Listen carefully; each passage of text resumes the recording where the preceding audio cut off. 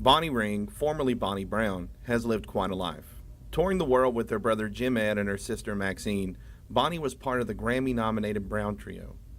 Bonnie was born in Sparkman, Arkansas, to a logging family. She certainly moved on from South Arkansas. My father was in the lumber business, cut logs, had a sawmill, and sold them. Right after the war, a lot of building was going on about 1945, and they started making quite a bit, selling a lot of timber and cut lumber. We moved to Fordyce, to Benton. We lived in a lot of the places in South Arkansas, and then ended up in Pine Bluff. Bonnie's older brother and sister, Jim and Maxine, were starting to generate some buzz on the radio with their performances. Maxine had written a song called Looking Back to See, which had gotten rather popular.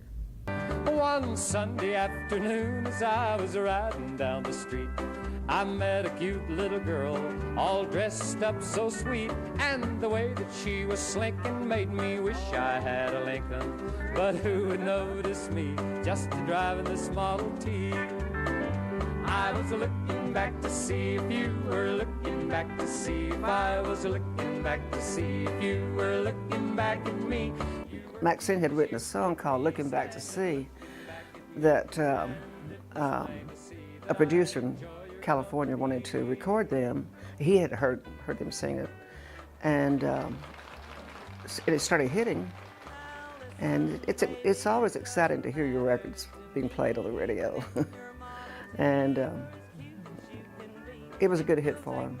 Alright, I will stay close by your side, and I will guarantee we'll have fun, oh man alive.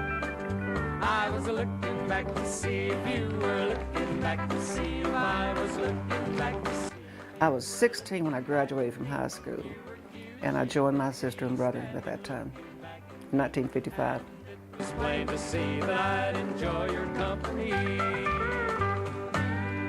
After graduation, Bonnie joined her siblings on the road. From 1955 to 1959, the trio gained popularity and had success on the traveling circuit with other talented acts, scoring 7 top 40 country songs. In the summer of 1959, the group would achieve superstardom with a rendition of a popular song by French singer Edith Piaf. All the chapel bells were ringing in the little valley town. I kept hearing this group singing, the Companions of Songs. I think it was 6 of them in a group, 6 boys. And they would always sing this song, this beautiful song. And there was a disc jockey in Pine Bluff that started playing the song, the record. And we were looking for new material for a session.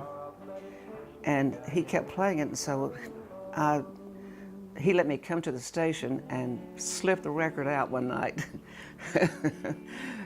when the station was closing. And I took it home and made a reel. Back in those days, we had what we call reel-to-reel tape recorders. And I recorded it and took the words down, and the next day, Jim Ed and Maxine and I started practicing on it. And we were leaving the day after that for Nashville. So we sang it all the way to Nashville. By the time we got there, we had our harmony down pretty good. We sang it for our producer, Chet Atkins, and he liked it.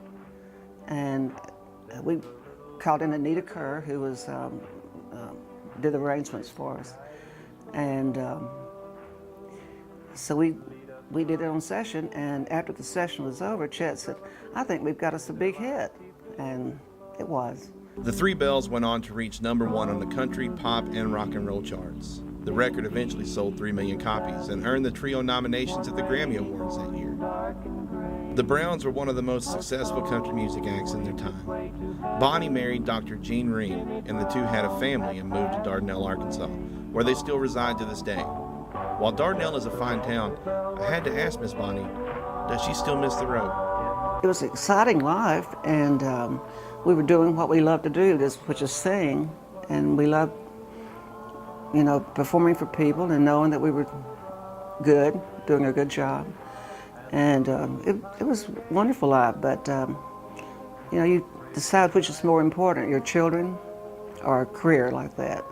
And I made that decision, and I never looked back, but never, had any regrets, but it was a wonderful life.